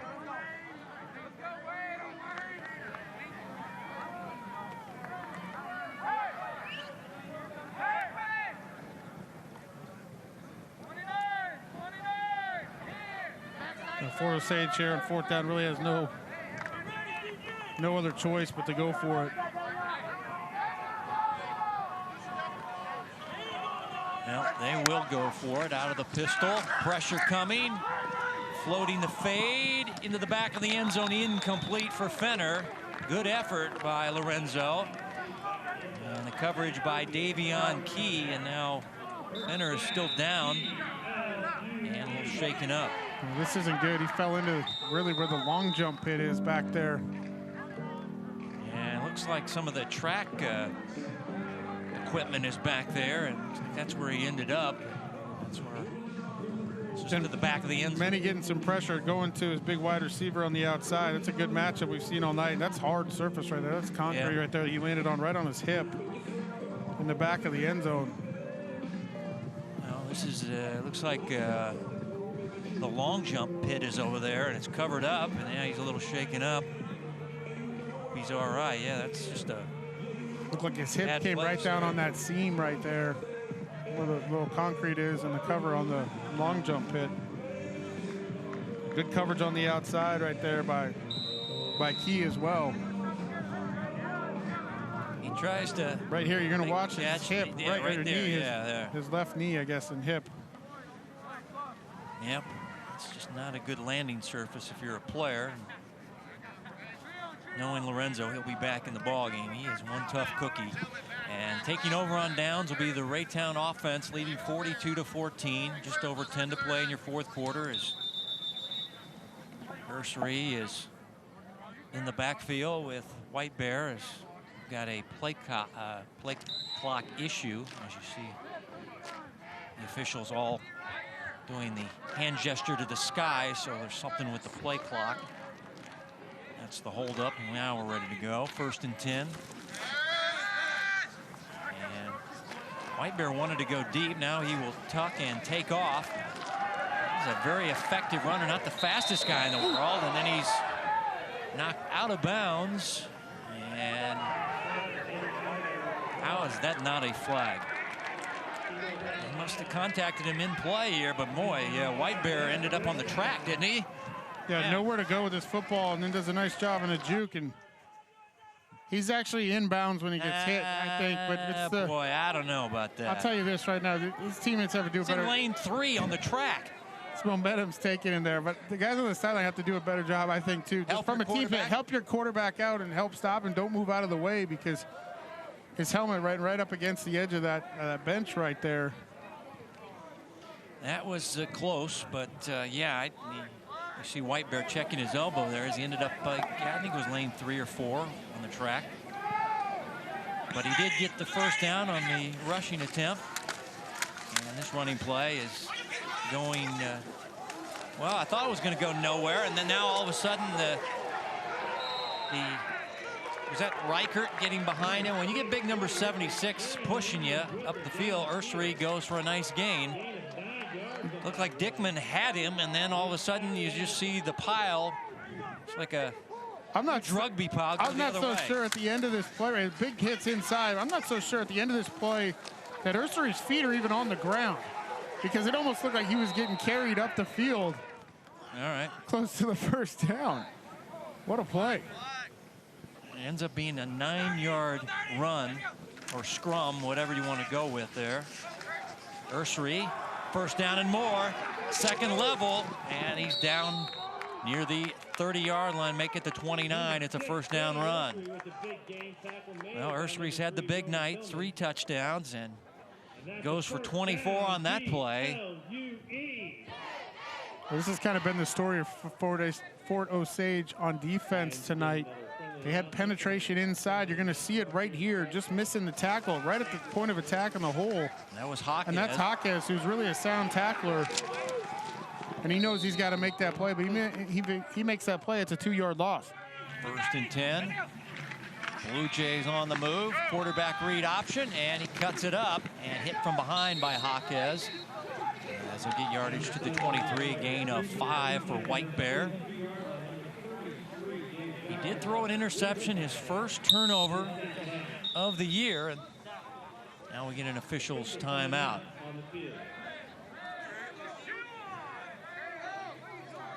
We have a player without a shoe. That is the biggest guy on the field, too. We can't see you there, Logan Reichart. Yeah, his dad is up here filming as well. Those are size 18s, Kevin. Oh, okay. Dad gave us the information there. Yeah, he's, well, when you're 6'7", 370 and you're a sophomore, you already got a couple of D1 offers. So, yeah, those are some canoes, I think. Small canoes. All right. Allow him to put the, got the shoes back on, and he is in his right tackle spot, checking his wristband for the play. He's ready to go. 2nd down and 5. For the Jays with the big lead here in the 4th quarter. Gary, who has their last touchdown, cuts it back and pounds his way inside the 15, and he'll have a 1st down.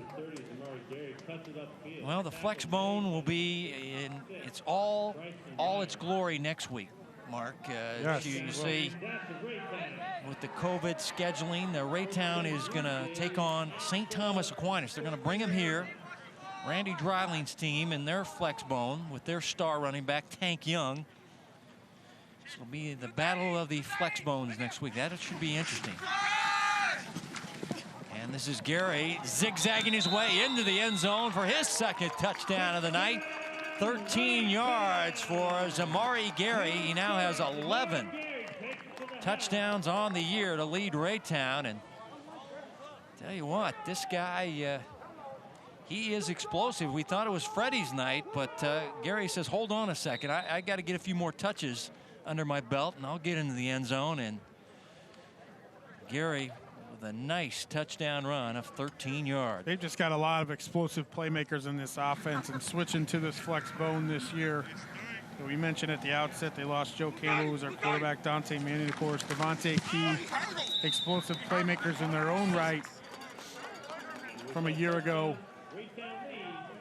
You got to give Coach Minnick credit. Switching to this flex bone offense really fits these playmakers well, as you see Gary breaking a few more tackles, but they're just explosive across the board. We talked about Ursary, Gary, even their quarterback, White Bear. Let's not forget Noah Lang in that mix too as well.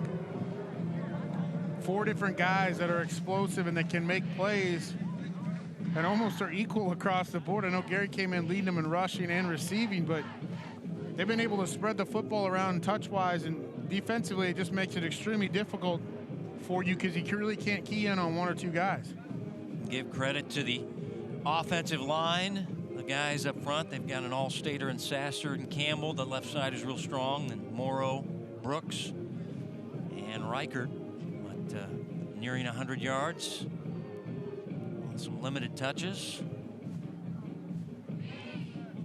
Yeah, it's just so many playmakers.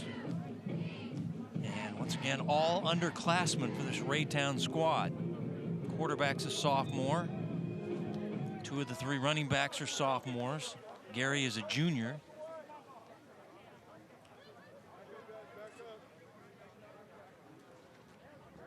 All right, Raytown fans, let's stand up for the kickoff. So Fenner, is he back to return the kick? No. So he's still shaken up from that 4th down catch try in the back of the end zone where he ended up on some track equipment. And here's Blakely driving this one deep. And the return will come from inside the 10-yard line, and good special teams work by Kellen Jackson, as he really got down there quick and made a nice stop on Javen Hall, who's in there returning kicks now. Not an easy tackle in space. We've talked about the missed tackles tonight, but Jackson did a nice job in space, committing and tripping up Hall. So they spot it at the 23. 14-yard kickoff return, and many in the offense back out. Now trailing big here with just over 7 to play in the 4th quarter, and the quarterback under pressure. Ball knocked free out of Minnie's hands, and is covered up by Raytown. Strip sack, And the Blue Jays will have it inside the red zone. It looked like Bikes came up with it, or maybe Bikes stripped it and got it as well. Minnie was trying to avoid the pressure there, and I think somebody swatted. Cotton was back there again. Right there, it's actually Dukes that comes in from the outside right there. Yep, Derek Dukes got it. Gets his hands on the football. As you mentioned, strip sack, and Raytown's going to take over here at the 19-yard line. That is just a tremendous play by a senior on senior night, Derek Dukes, second team All-League.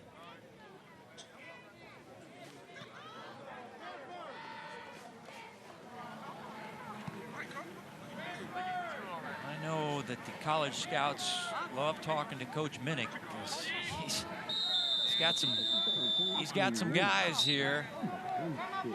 As we're going to timeout for Raytown, but Micah Cotton, scouts should be looking at him.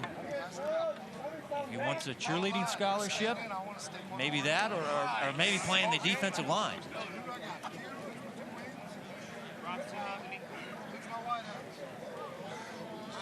Coming up, Raytown's upcoming schedule. I go 1 week at a time. This 5 schedule, let's do one at a time here.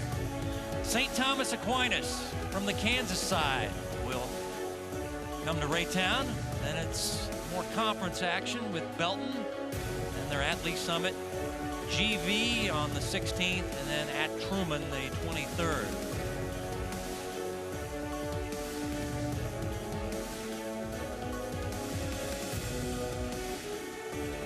New quarterback will enter the game for the Blue Jays. That is Jordan Richardson. And he is a freshman. A lot of young guys out there playing for the Blue Jays and being successful. I think there's a situation there. Coach Logan Minnick wanted to run a little time off the clock and then wasn't happy that maybe some of his starters were back out on the field here for this drive. Wanted to get some of the backups in. I'm told Aquinas is leading Liège in that ball. 34-28 in a high-scoring battle between those two Catholic schools. Yeah, so it could be a high-scoring affair between the Saints and the Blue Jays. As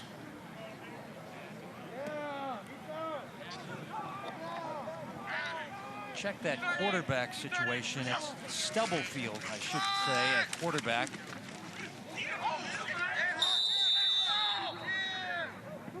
So 19 is the quarterback. Richardson is a freshman running back. Did a JV game just break out here? I was here on Monday for the JV game. A lot of these guys were stars in that one. Now late player substitutions coming in for Raytown as Coach Minnick wanting some of his JV guys get some time here in the fourth quarter. His team up 49-14. High snap, pitch it out. This is Richardson. He's going to be blown up and thrown for a loss. Jaquez first to make contact. Play number 8, Jordan Robinson in the backfield. That's a loss on the play. And it's fourth down. Fourth down and 7. Or beg your pardon, fourth down and 14. As they're going to try a long field goal attempt for Blakely. Put it down at the just past the 25. So we'll say a 35-yard attempt for Blakely. Say he's got the strong leg. This is well within his range. Let's see if he can put him over the 50 mark tonight. Low kick, but it got over the bar. It's good by Blakely, and he loves it. 35 yards and 3 more for the Blue Jays as they go to 52 on the scoreboard. So they've scored 100 points the last 2 weeks. And the flex bone is flexing its muscle here. As got a running clock here now at 52-14.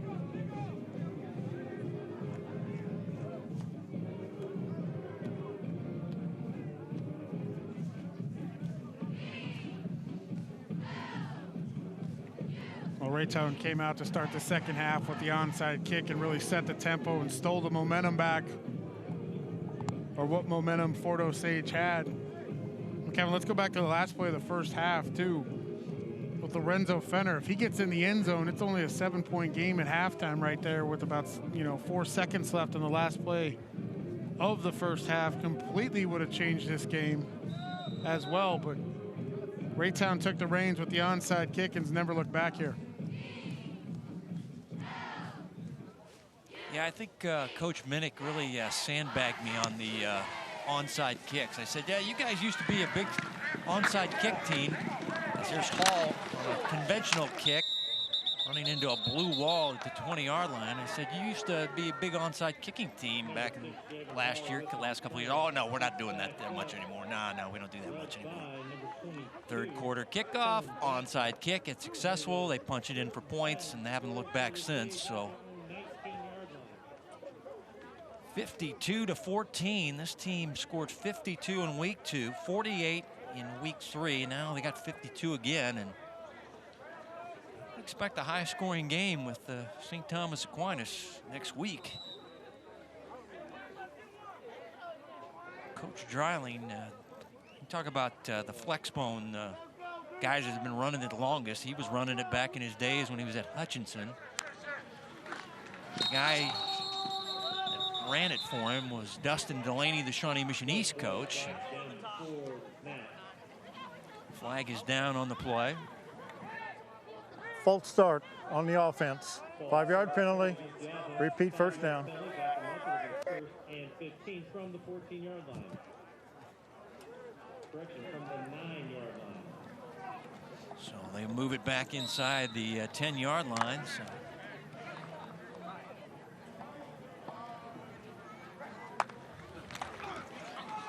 here's Olvera. Tackle as he crosses the 20-yard line.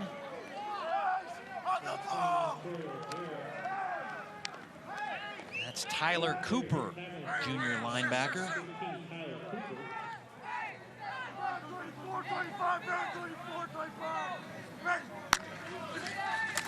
Many, quick throw in the flat. And that is Hall with the catch, tackled immediately. Fort Osage going a little bit of tempo here. We got the running clock. This game's over. We're trying to get as many plays in as they can here and opportunities. Nice tackle in the open field by Rashad Thomas, senior defensive back. Many pulls it down. Now will reload and fire it to his tight end. Nettleton breaking a tackle down the sidelines. And finally taken down at the 40-yard line. It's a first down catch and run by Ben Nettleton, senior tight end. And it goes for a big gain of 34 yards. And that nice catch in the first half. Get one more snap in as we've got a running clock here in the fourth quarter. Better snap the ball. They do. This just goes to 0, and Many going to take off and run, and he'll plow his way down near the 25-yard line, and that is your ball game. Raytown goes to 3-1, collects a conference win tonight. Fort Osage drops to 1-3. Thank you all for coming out to attend tonight's game. Please drive home safely. 2 straight now wins for Raytown over Fort Osage, dating back to last year. Again, St. Thomas Aquinas. See you all there. There's the new sportsmanship gesture. Spread out, go to midfield and wave to the other team. And it's an impressive win for the Blue Jays. 52-14 is your final. Back with the Hy-Vee post-game show right after this.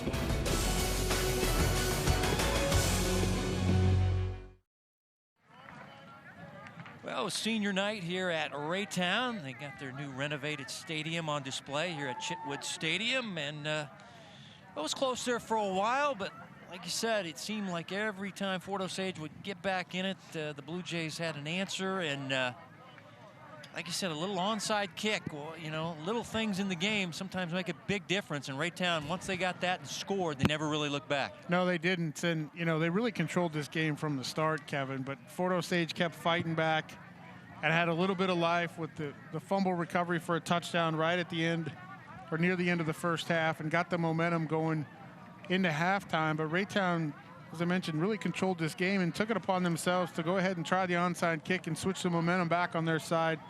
They got the onside kick, put a drive together, converted a 4th down, and then stuck it in the end zone and never looked back from that point forward. Special thanks to our school's ADs, Patty Hutton of Raytown, Ryan Schartz of Fort Osage. Thanks to our coaches, Logan Minnick and Brock Bolt. Our producer, Joe Novacek, for Mark Borichter and entire Spectrum Sports broadcast crew. This is Kevin White saying so long from Chitwood Stadium. Next week, Blue Valley North taking on Blue Valley EKL football. Our final, once again, 52-14, Raytown, a winner over Fort Osage. As we say goodnight from Raytown.